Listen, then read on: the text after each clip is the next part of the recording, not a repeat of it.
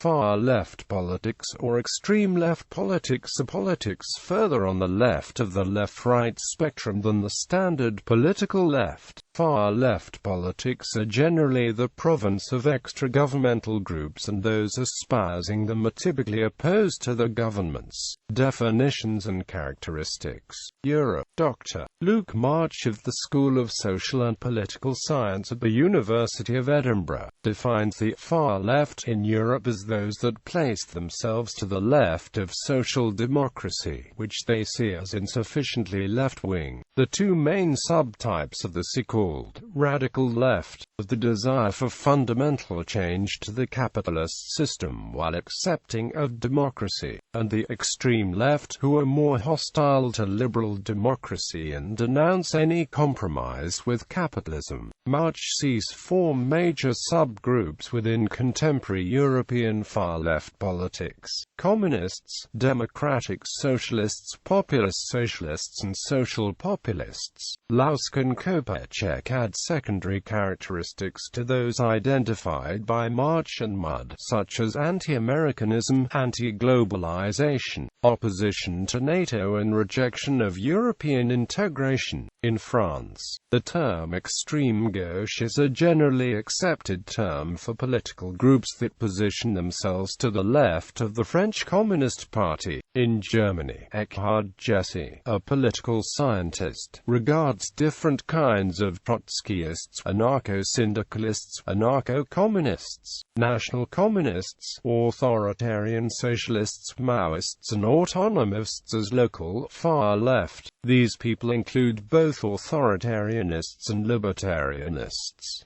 United States. McCloskey and Chong further claimed that in the United States, the far-left groups they studied are deeply estranged from American society and highly critical of what they perceive as the spiritual and moral degeneration of American institutions. They view American society as dominated by conspiratorial forces that are working to defeat their ideological aims. McCloskey and Chong surveyed a number of militant revolutionary far-left groups in the U.S., and they argue that, like far-right extremists, they tend to show traits of authoritarianism, ultra-leftism. The term ultra-leftism has two overlapping uses. One usage is a generally pejorative term for certain types of positions on the far left that are seen as extreme or intransigent. The term is also used pejoratively or not to refer to a particular current of Marxist communism, which is closely related to council communism and left communism. Ultra-left currents within left communism are often subject to criticisms from other factions of the left. The left communist organization International Communist Current refuses to work with leftist groups except other left communists or anarchists.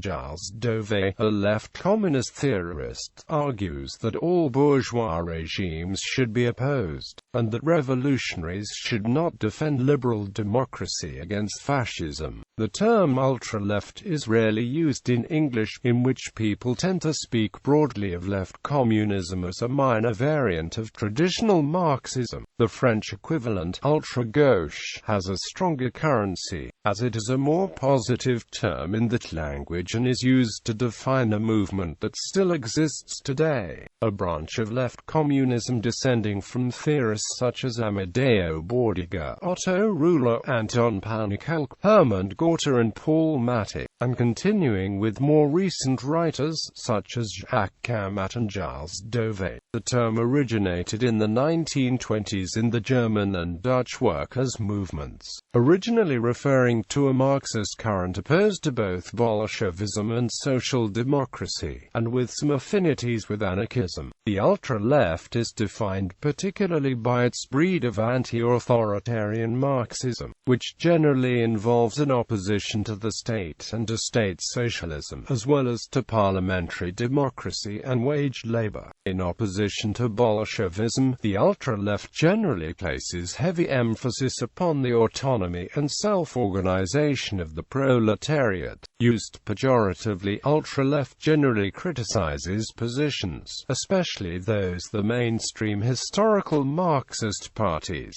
that are adopted without taking notice of the current situation or of the consequences which would result from following a proposed course. The term is used to criticize leftist positions that, for example, overstate the tempo of events, propose initiatives that overestimate the current level of militancy, or which employ a highly militant tone in the propaganda. The mainstream Marxist critique of such a position began with Vladimir Lenin's left-wing communism, an infantile disorder which attacked those in the nascent Communist International who refused to work with parliamentary or reformist socialists. Trotskyists and others see the Communist International's third period, when it described social democratic parties as social fascist, and therefore, essentially no better than Adolf Hitler's Nazis, as a strategy of ultra-leftism. The term has been popularized in the United States by the Socialist Workers' Party, who have used the term to both describe opponents in the anti-war movement and opponent Trotskyists, including Jerry Healy. Ultra-leftism is often associated with leftist sectarianism, in which a socialist current might attempt to put its own short-term interests before the long-term interests of the working class and its allies. Left-wing terrorism. A number of far-left parties gave birth to militant organizations during the 1960s and 1970s, such as the Red Brigades and the Red Army faction. These groups generally aimed to overthrow capitalist systems and replace them with socialist societies. Political parties.